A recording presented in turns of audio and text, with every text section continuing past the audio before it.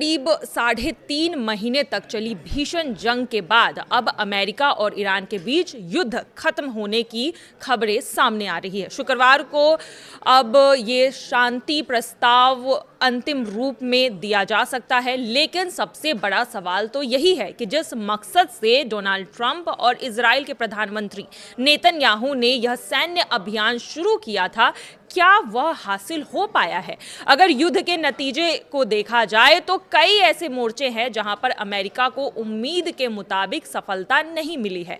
आइए जानते हैं इस युद्ध के 5 बड़े नतीजे जहां पर अमेरिका ने जो सोचा था वैसा नहीं हुआ और एक तरह से कहीं ना कहीं अमेरिका को ईरान के सामने झुकना पड़ा।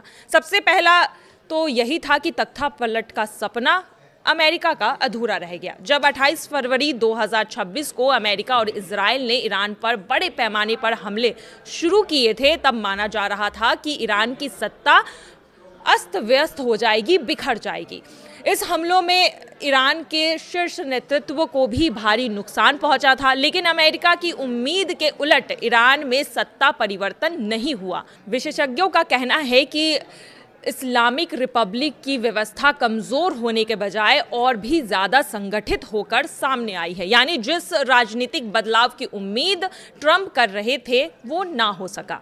वहीं मिसाइल सिटी अब भी जिंदा है। जी हां, मिसाइल सिटी बर्बाद करने के उम्मीद से ही पहले ट्रंप ने हमला किया था, लेकिन युद्ध का दूसरा बड़ा लक्ष्य था ईरान की मिसाइल ताकत को खत्म करना। अमेरिका और इजराइल ने शुरुआती महीने में भी सैकड़ों हवाई हमले किए। दावा किया जा रहा था कि ईरान की सैन्य क्षमता को भारी नुकसान पहुंचा है, लेकिन रिपोर्ट्स बताती है कि ईरान की भूमिगत मिसाइल सिटी पूरी तरह से खत्म नहीं हो सकी है। यही वजह रही है कि ईरान ने जवाबी कार्रवाई में इजराइल के साथ साथ इराक, कतर और खाड़ी क्षेत्र के कई अहम ठिकानों को भी निशाना बनाया, यानी ईरान की मिसाइल क्षमता पूरी तरह से खत्म नहीं हुई।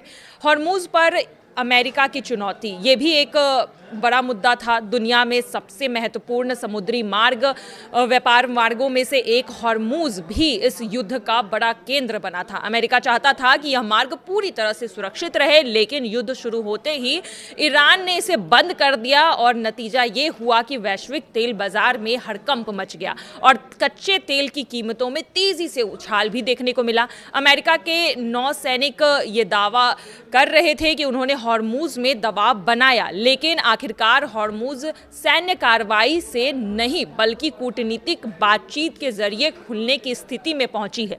वो भी ईरान इस पर टैक्स लगाने की बात अब भी कर रहा है और इससे पीछे नहीं हट रहा है।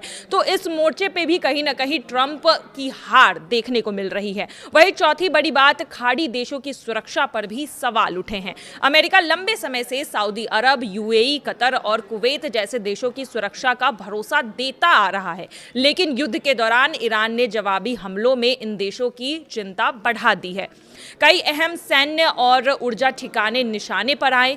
इस युद्ध ने खाड़ी देशों को यह सोचने पर मजबूर कर दिया है कि किसी बड़े क्षेत्रीय संघर्ष की स्थिति में अमेरिका उन्हें कितना सुरक्षा दे सकता है। तो इस मोर्चे पर भी कहीं ना कहीं ट्रंप 2 कदम पीछे ही रहे हैं। वहीं 5वां सबसे बड़ा मुद्दा था परमाणु कार्यक्रम, अब भी अनसुलझा रह गया है। जी हां, अब बात करते हैं इस मुद्दे की जो इस पूरे युद्ध की सबसे बड़ी वजह थी। अमेरिका और इजराइल का लक्ष्य था कि ईरान के परमाणु कार्यक्रम को रोकना, लेकिन युद्ध खत्म होने के बावजूद ये सवाल अब भी बना हुआ है। रिपोर्ट्स के मुताबिक अमेरिका को ईरान का संवर्धित यूरेनियम नहीं मिला है और यही नहीं, नई शांति प्रक्रिया के मुताबिक परमाणु मुद्दे को अलग से बातचीत के लिए छोड़ दिया गया है, जो अगले 60 दिनों में होने वाली है। यानी कि जिस परमाणु कार्यक्रम को खत्म करने के लिए युद्ध शुरू हुआ था, वही मुद्दा अब भी पूरी तरह से हल नहीं हुआ है। पहले ही अमेरिका ने इस पर दबाव बनाया था कि ईरान को अपने परमाणु कार्यक्रम को पूरी तरह से बंद करना होगा, लेकिन ईरान ने भी ये साफ कर दिया था कि चाहे कुछ भी हो जाए वो अपने न्यूक्लियर प्रोग्राम को बंद नहीं करेंगे। और अब तब भी जब शांति वार्ता चल रही थी तो इस मुद्दे को अलग से डिस्कशन के लिए छोड़ दिया गया है। इस मुद्दे पर अगले 60 दिनों में अलग से बातचीत होगी, यानी कि ईरान अब भी नहीं मान रहा है और ट्रंप झुकने के लिए राजी हो गए हैं। और इस पूरे 3.5 महीने के युद्ध में इस 5 पॉइंटर्स पर जो ट्रंप युद्ध लड़ रहे थे, कहीं ना कहीं उन्हें बैकफुट पर जाना पड़ा है। और इस पूरे युद्ध का अगर यहाँ पर हिसाब किताब लगाया जाए, इस पूरे युद्ध के अगर निष्कर्ष निकाला जाए तो कहीं ना कहीं अमेरिका और इजराइल की हार साफ झलकती हुई नजर आ रही है। आपकी इस पर क्या राय है, जरूर हमें कमेंट बॉक्स में बताइएगा। फिलहाल की खबरों में आज के लिए बस इतना ही। बाकी की तमाम खबरों के लिए देखते रहिए न्यूज़ 18 का डिजिटल प्लेटफॉर्म। धन्यवाद।